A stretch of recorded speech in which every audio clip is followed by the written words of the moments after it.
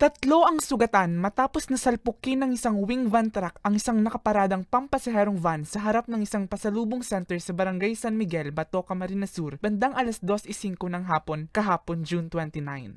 Kinilala ang driver ng wing van na si alias Joe, 53 anyos, may asawa at residente ng Camarin, Caloocan City. Lula naman ng van ang 12 pasahero na pawang galing Maynila at patungong Legazpi City. Batay sa ulat, nawalan umano ng preno ang wing van habang binabagtas ang naturang kalsada hanggang sa makasalpok sa van. Sa lakas ng impact, tumama rin ang likurang bahagi ng van sa isang nakaparadang tractor truck. 3 sa mga pasahero ang nagtamo ng mga sugat at agad dinala sa pinakamalapit na pagamutan. Sa asawa na Diyos, hindi naman po masyadong malala. Yung isa, bali na yung paa, pinag-x-ray nga po yun. Yung isa, mga ano lang na karoon ng gas-gas sa katawan.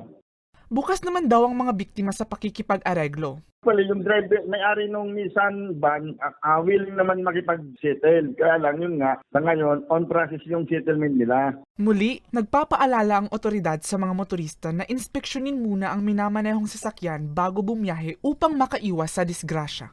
Para sa mga balitang Tatak Bicol, Mel Moral.